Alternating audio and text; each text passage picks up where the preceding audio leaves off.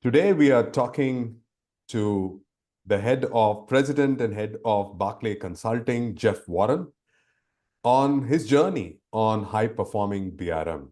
Jeff, thank you so much for taking time today to be with our viewers. And it's going to be exciting to talk about something that is your own baby that you have nurtured over the years of your experience on high-performing BRM. So welcome to the show. And I hope that we can have some good, candid conversations to unravel what you had developed over the years. I hope you're doing well. Doing well, and thanks for having me, Suresh. It's always good to talk to you, and I'm looking forward to the conversation. Right. So for our viewers, tell us, Jeff, about your involvement around business relationship management and your experience around that. You've been a part of in leadership positions around it. So give us a quick memory lane of your journey towards business relationship management. And things have evolved, but let's talk from your core experience around us in the form of business relationship management. Sure. I don't know how quick can be when it goes down memory lane, but I'll do my best. Um, I am an IT lifer. I started my career as a COBOL programmer on an IBM 360 mainframe years ago, and worked my way up through the IT ranks as people normally do. I started leading some small teams, leading some bigger teams, eventually became part of the IT leadership team, was heading up application development for a large multinational corporation. I thought that was the pinnacle of my career, and that's where I wanted to stop. I never wanted to be a CIO, but I started working with the CIO closely to write IT strategy and the like. And then eventually, probably around 2005, I was asked by my boss, the CIO, to build this thing called BRM. And I didn't know what it was, and really he didn't either. But he knew that we needed to be closer to our business partners and be more strategic with them. And the only way we could do that is if we had a dedicated group to be able to get that done. And I was very fortunate to have him have this idea and also support it, because to build BRM, you need to have that management support. Right. And so we went ahead and started building the BRM program long before there was a BRM Institute or BRM standards or consultants. We were really flying by the seat of our pants. And as I tell people, I'd love to tell you it all went just perfectly smooth, but we made a lot of mistakes. Biggest one being not connecting BRM back to IT. But eventually we built a very strong program. And it is, it's still one of the biggest programs in the industry, and I think doing really well. I left my corporate job in 2016. I started my own consulting company, the Barkley Consulting Group, where I wanted to focus on helping organizations build BRM programs, because I saw firsthand how impactful it could be to an organization. And I was working with the BRM Institute quite a bit, trying to, and I still do, giving the keynote at their conference coming up in October, as you know. I know you'll be there as well. And I've just been working with different companies in across industries, from healthcare to government to private sector, manufacturing, financial services. It's all over the map, and everybody has the same types of issues, the same challenges, and I really enjoy working with them to build BRM, working with senior executives to try and explain to them what BRM really is, and it's absolutely not a liaison. It's a real strategic, impactful group, and I spent a lot of time in the industry with organizations, with the BRM Institute, and with my co-conspirators like yourself to try and help further the cause. Awesome. And I think, Jeff, if you look at from a perspective of um, your overall 30 plus years of experience in the industry, you had done a lot of programs, you had done a lot of work with, across industries, across sectors. What was the genesis which made you think about this high performing BRM? Because I think there's a little bit of a soul search of why you wanted to bring this. So give us an understanding of what was the gap that existed in the industry that made you feel imperative that you had to create a program of this sort. And what does that mean for you personally when you started to craft this whole journey? Because I know there's a lot of work that has gone to make this particular program. So give us a little bit of a sense of when did you get the idea of starting high performing BRM?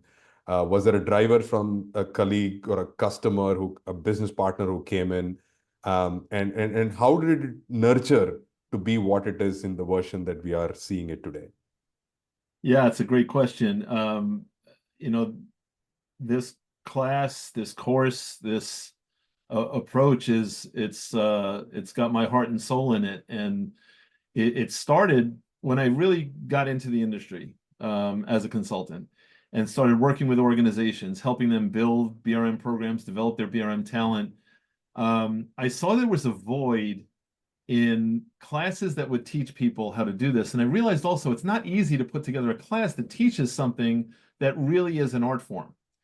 And remember, half of my career was spent on the technical side of IT, half of my career was spent on the BRM side when I actually was in the industry.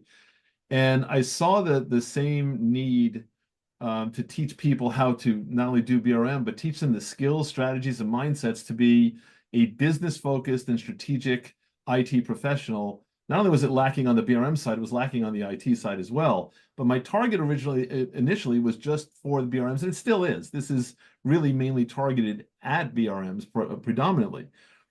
But I saw that there were a lot of classes out there, but a lot of the classes were just teaching them concepts about BRM. They were just teaching them some information about BRM, and nobody was really teaching people how to create that impact.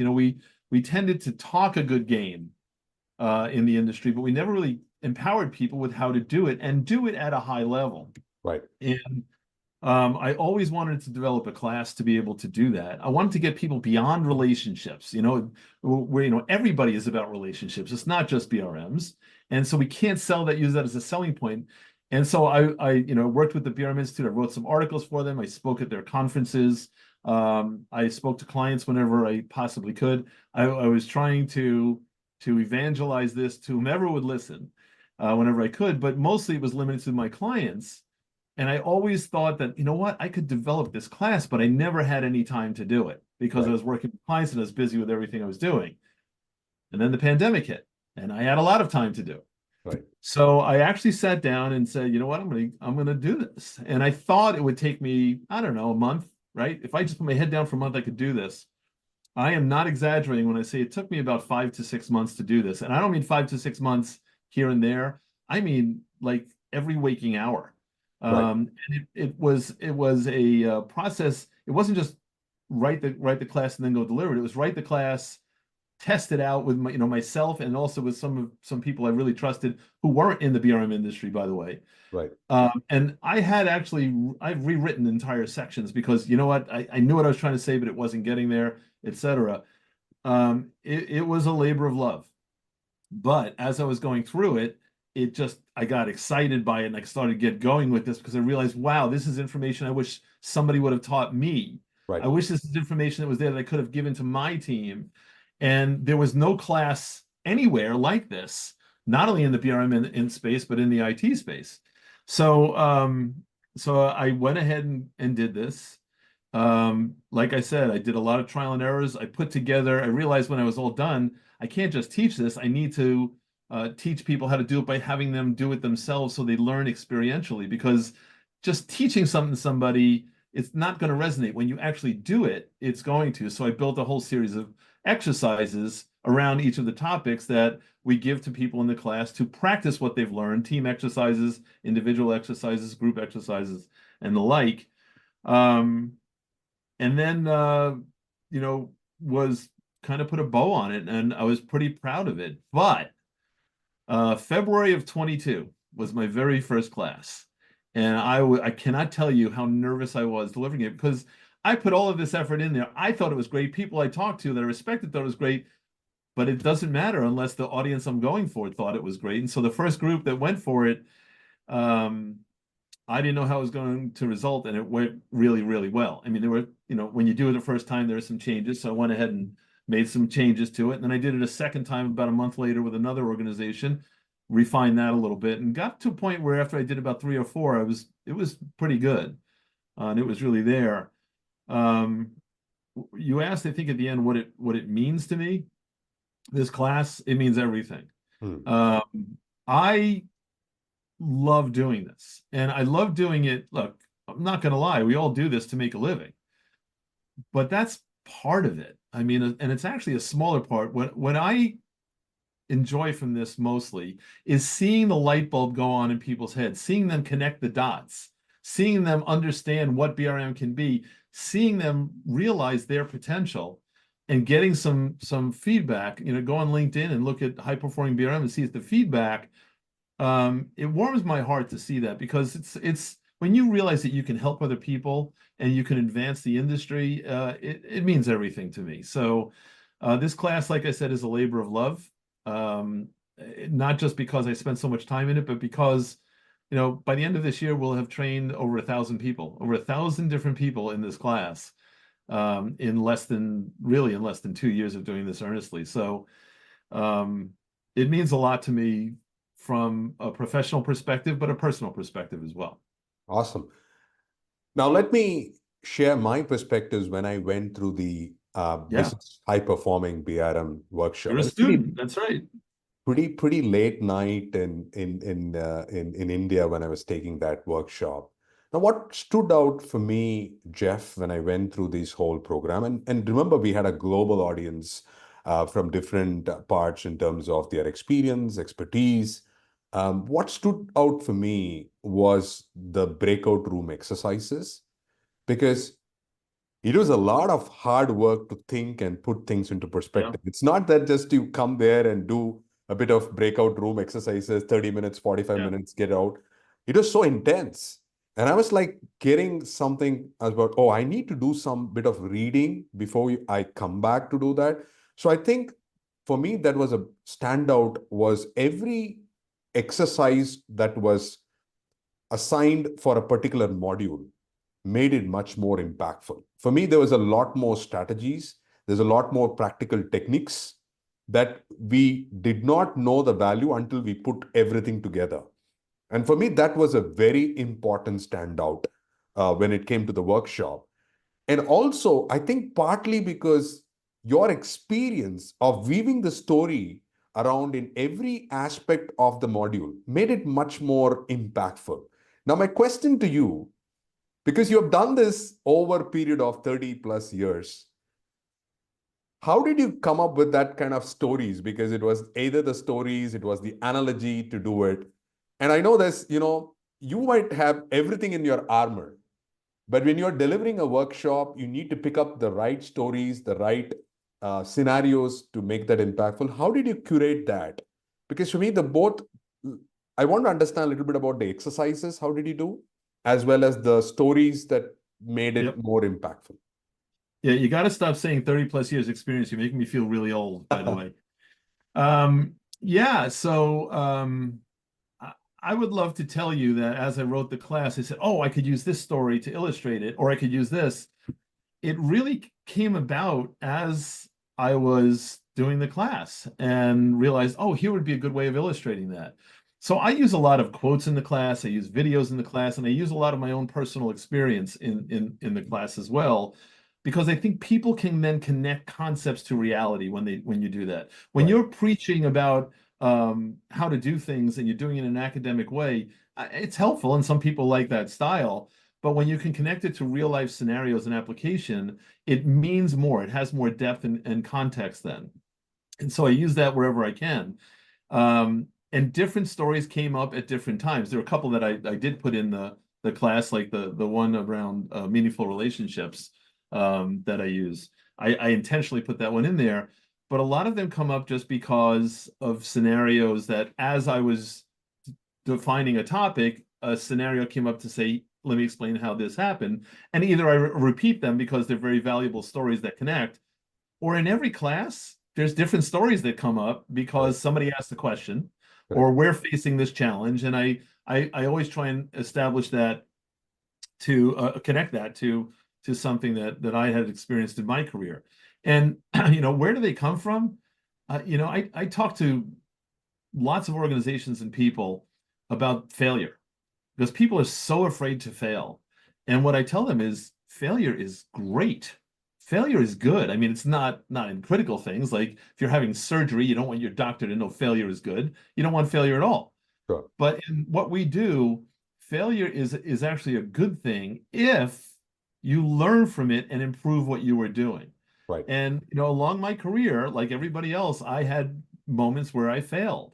But I never failed and just fixed it and moved on. I failed and then sat back at the end of the day or afterwards and thought, how do I make this go away? How do I avoid this in the future? What can I do differently?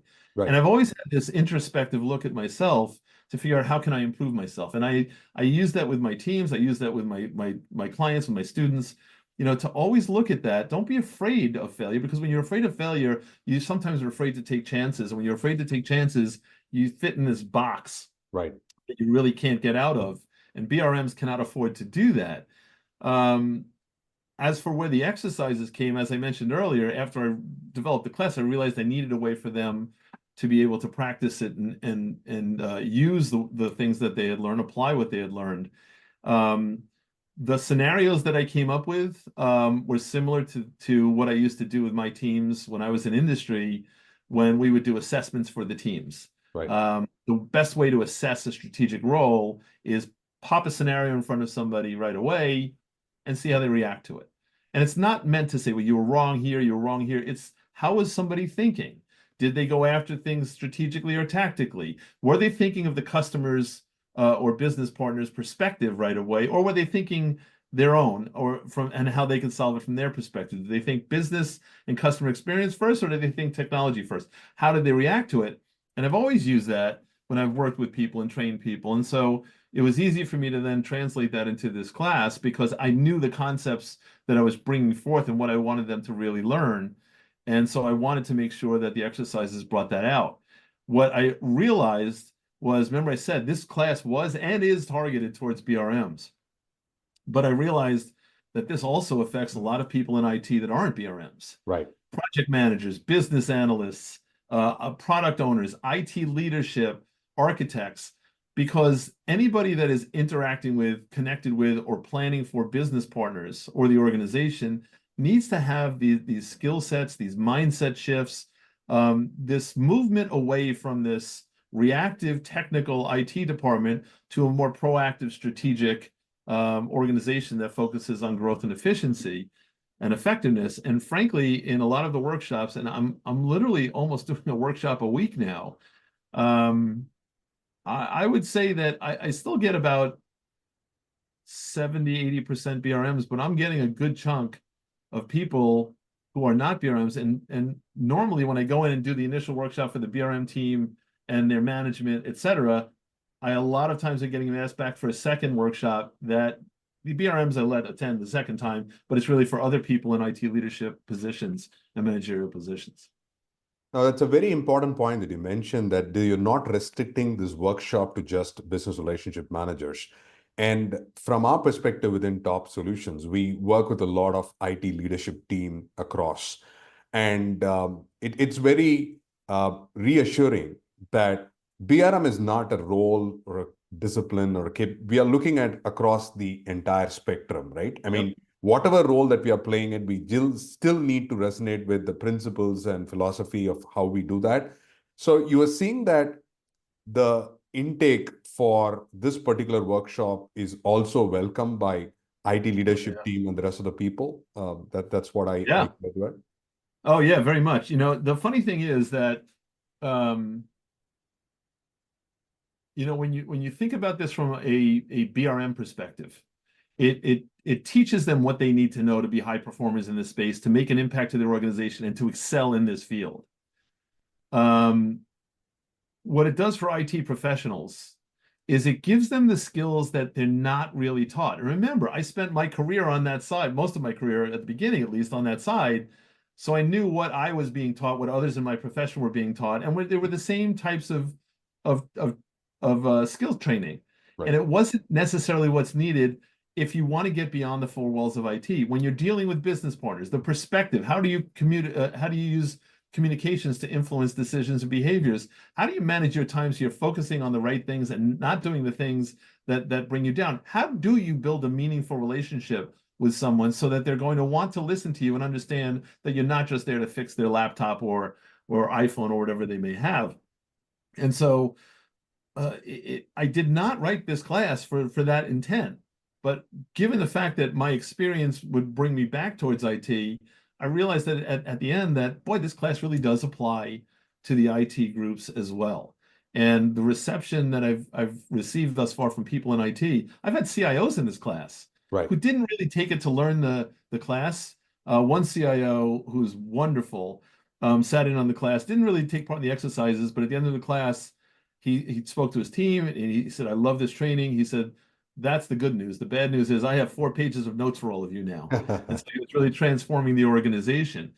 But the beauty of this, and I'm going to get selfish a little bit on the BRM side now, is the BRMs are going to get what they need to know to do to really elevate BRM and their careers and the impact that they make. But with the more BRMs can get people from IT into this class, number one, the easier it is for them to execute BRM because now you have people thinking along the same mindset about being strategic, being connected to business partners, figuring out how to influence strategies for the organization in a positive way. So it makes it easier to implement BRM. But the other thing is it enables BRMs to be able to influence IT more because in a lot of organizations, BRM is set up in a silo, and there tends to be this conflict with IT.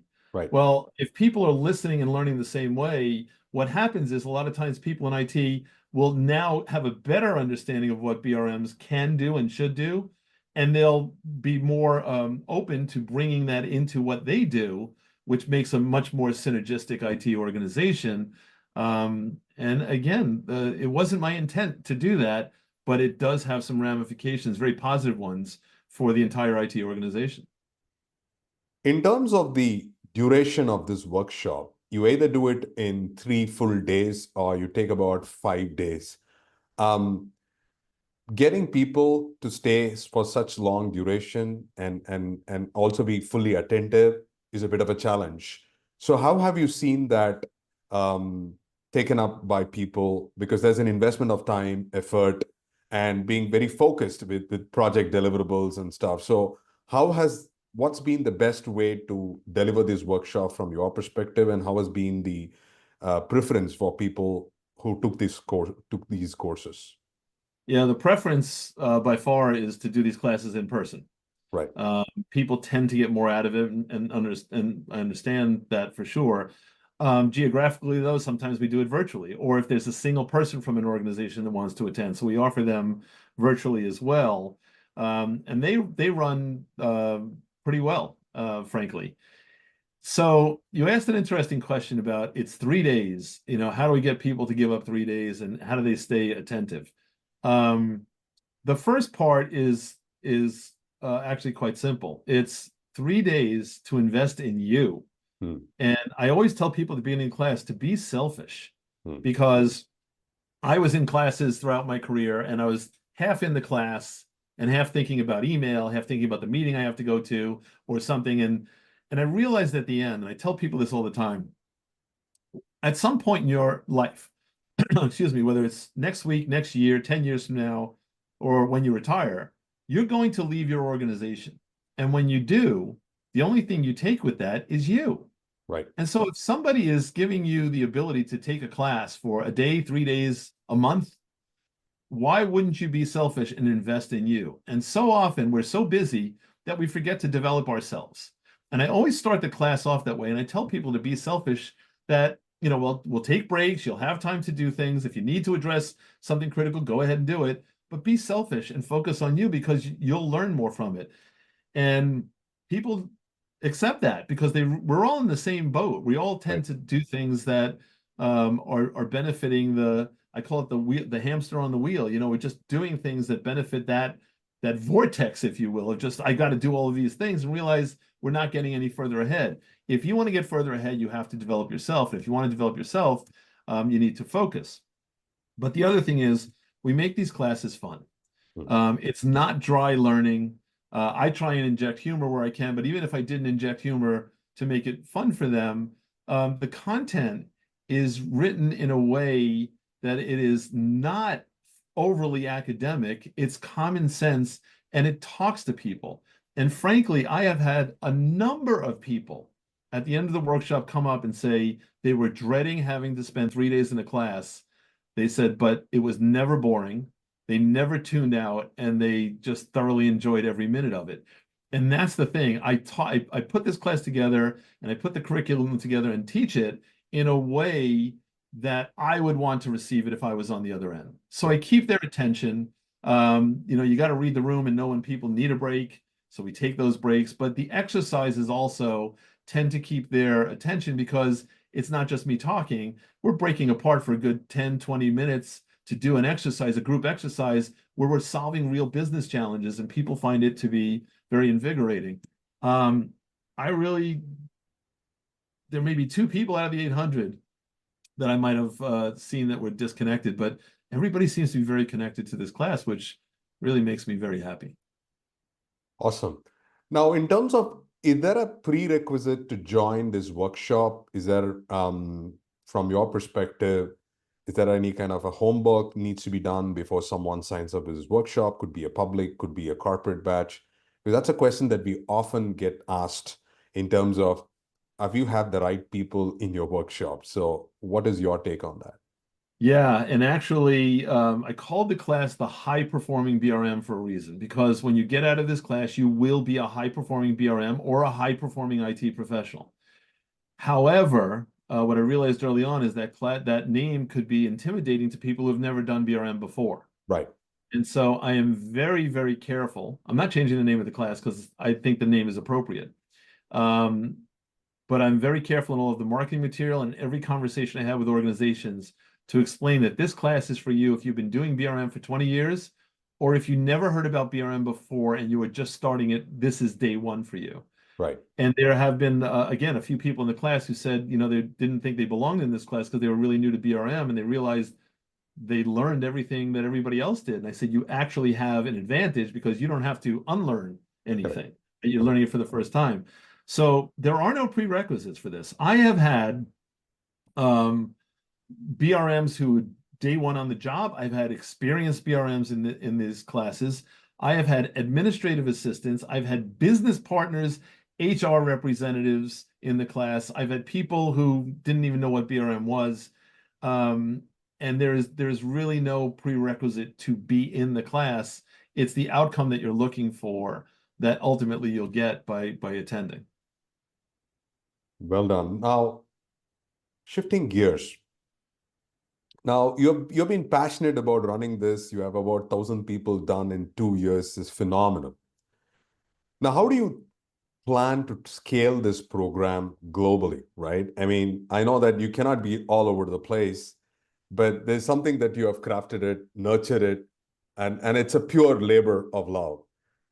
So how do you plan to scale this program to impact more people? And I love the word called impact. That was one of your keynote session last year at the BRM Connect conference. So a couple of questions. One is, how is it going to create an impact globally? And what's the plan to scale this program of high-performing BRM to people around the world? And what has been your strategy for that? Yeah, I created a monster with this class. And this is a really good problem to have. I did not anticipate the demand for it. And like I said, so right now we are talking, it is the first week of August, pretty much. Between now and the end of the year, I have 2 weeks left open.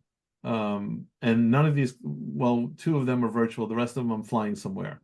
I can't keep this up.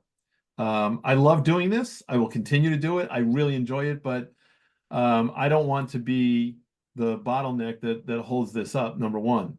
Number two, there is global demand.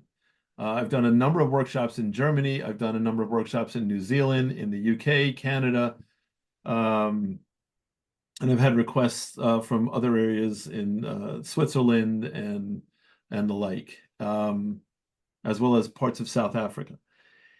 I love traveling the world. I love seeing new places. I really enjoy learning the different cultures, etc. But it's a lot. It's a lot to be changing time zones so much to be able to do it. First of all, and secondly, it makes scheduling sometimes a little bit more difficult for me to be able to do that.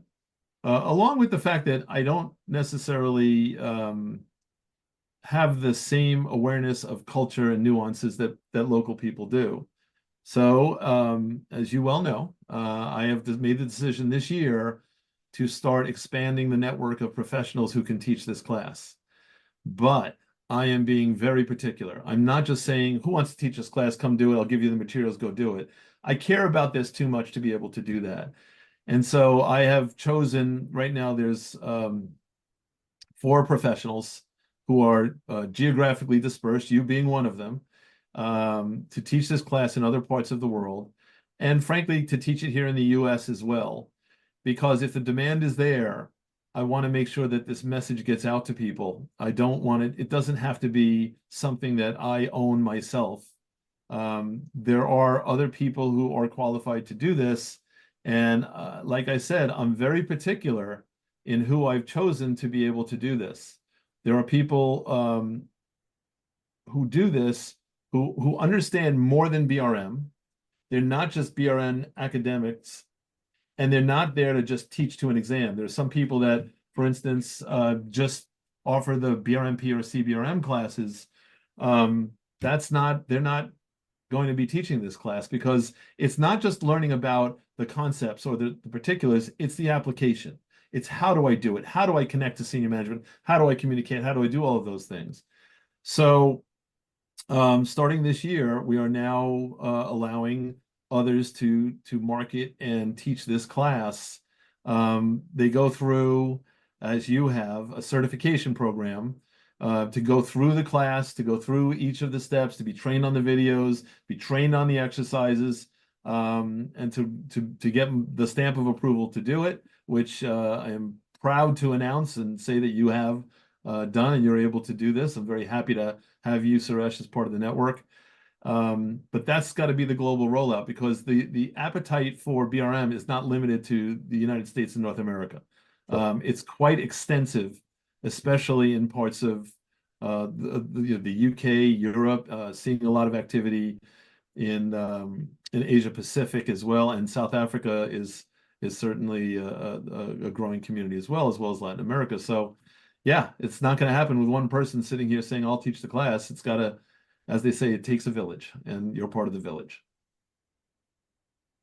Thanks, Jeff. Now, why did you choose me or Top Solutions to be a part of that? Because you did mention about, I don't want everybody to be a part of this bandwagon. I wanted to look at someone who could protect their interest, the sanctity of this one, and take it forward, because you set the bar high. So based on your analysis, why do you think I or Top Solutions would be a better partner to deliver this program? Because it's very important to hear from you when we go to the business partners on why you chose Top Solutions as a partner and me as a coach to drive this from your perspective based on what you observed. Yeah, what's really interesting, Suresh, is you were one of the first people I met on the consulting side when I started attending the BRM Connect conferences, you were one of the first people I met. And what struck me about you was you didn't just want to talk about BRM concepts. If you remember, one of our first conversations was around design thinking, as a matter of fact. And that really made an impact on me, an impression on me, because I could see you were thinking holistically about your clients. You weren't thinking just, I've got to teach them, I want to sell BRMP to them. You were thinking about how to help them and how to progress them forward. And as I've watched you grow over the years with your company and the organizations that you work with your clients, I can see that it's not just, I've got to force feed them with what I know about BRM, but you see things from many different perspectives. And I've told you this before, I love what you do on LinkedIn. I love with your brown bag series. I remember I was kind of startled when you asked me to be on the brown bag series. We talked about, I think, why IT can't live without or survive without BRM. Right. And I was kind of shocked that you asked me to do it, because at that time, I'm a competitor of yours. And yet you were asking me to be part of that. And it showed me that your focus is on the industry, on your clients, and on the people who are part of this industry to make them better. And that, to me, is the biggest reason why I wanted you to be part of this network. I don't want somebody to, again, just teach this class so I can make some money teaching this class and get out of there. I don't want somebody to just learn the class and then go teach it. It's got to be part of their mindset. It's got to be part of their heart and soul. And you've always struck me as a person that does exactly that. And I even see some of your posts on LinkedIn that have nothing to do with anything, but they're very inspirational. And to me, this is an inspirational class. It's meant to inspire people to do some great things, and you're just a natural fit to be able to do it from that perspective. Not to mention the fact that you cover a part of the world that I don't, and I mean I do talk to people and companies from time to time, but I don't have the expertise and the connection that you do in those areas. So I think putting both of those things together, hearing the passion that you have when you do talk about BRM, yeah, you're one of the first people I sought out when I was thinking about expanding the network for those reasons. Thank you so much, Jeff, for the trust, and I hope we can do a lot more in the days and the years to come. One final thought to close this is, what's your vision as we work this together to take this beyond in every geography, in every part? What's going to be your outcome that you want to envision that we can be part of this whole journey? Because I think it's all driven by a purpose. So as we join hands as Top Solutions, working closely with Barkley Consulting, working with clients in Asia Pacific, Middle East, Africa, United States, because we, as you know, we have entities in India, Singapore, US, and now in Australia. Yeah. And we are very hungry to impact and make the value come over. Like we have done about 10,000 people globally. I want to make it about 100,000 people, right? And it's that purpose drives me every day with taking you beyond how we can make that impactful for everyone. And BRM is close to my heart because I see that this is important for everybody in the works. But I want to hear what is going to be the future of the high-performing BRM, and how can we all be a part of it, and how we can get more people join the bandwagon. Yeah, so I view high-performing BRM as an enabler, if you will. In my view, it's essential for anybody in this space to take this class.